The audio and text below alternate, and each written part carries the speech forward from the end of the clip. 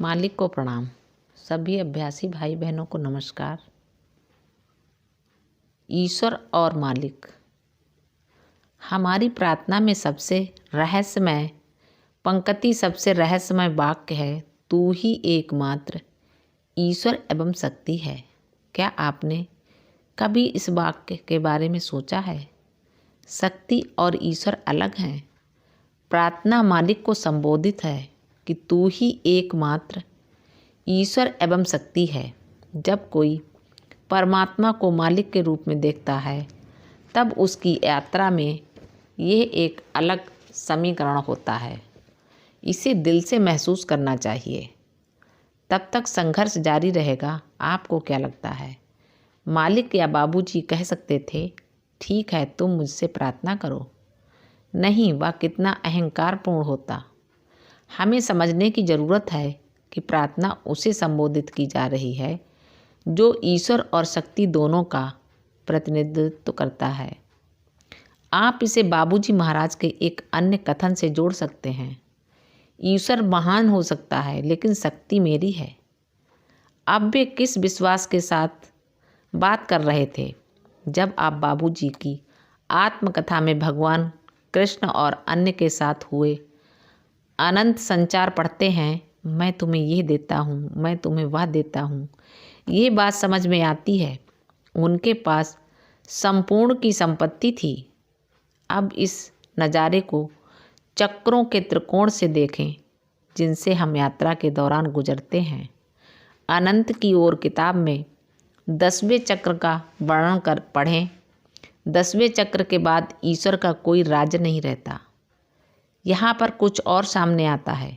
11वें चक्र से आप उसकी ओर जाते हैं जिसने सृष्टि की रचना की। हम इस अवस्था को उन गुणों के नज़रिए से देख सकते हैं जिन्हें हम विकसित करना है।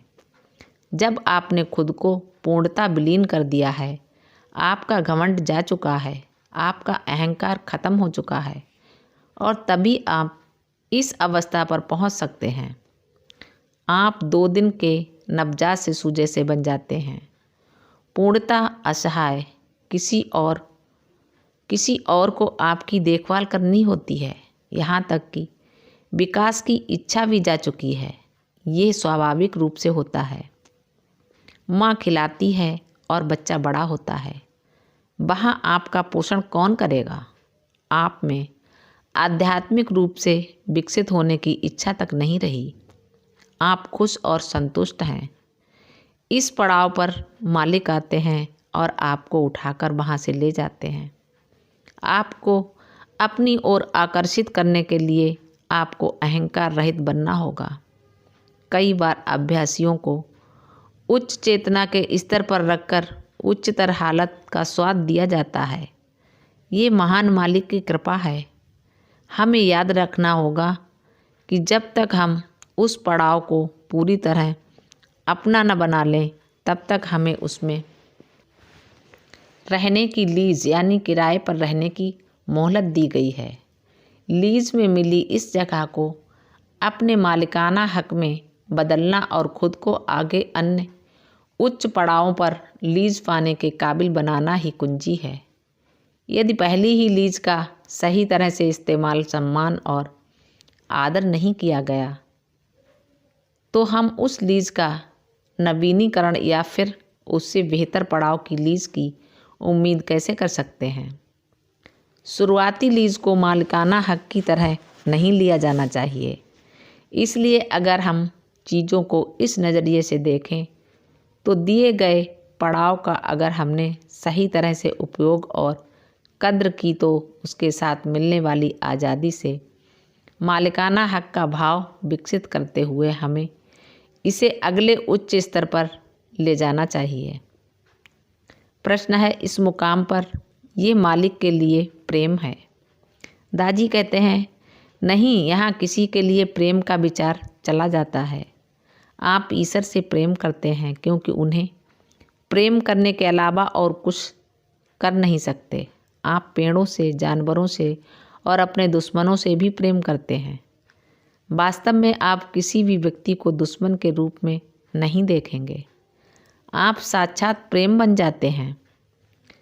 अब आप किसी कारण से प्रेम नहीं करते। प्रश्न, तो इसका असर मेरी दिनचर्या पर कैसा होगा?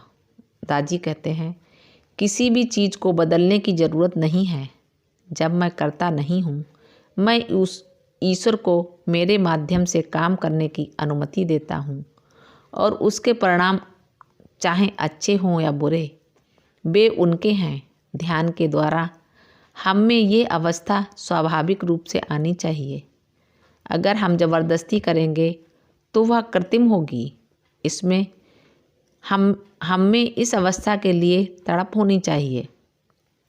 प्रश्न है, मुझे कैसे पता चलता है कि मैं कब विनम्र हूँ? दादी कहते हैं, आपको कभी पता नहीं चलेगा। अगर आपको लगता है कि आप विनम्र हैं, ये भाव ही उसे ख़त्म कर देता है। ये ऐसा सोचने जैसा है, मैं तुमसे ज़्यादा विनम्र हूँ, वह अहंकार है।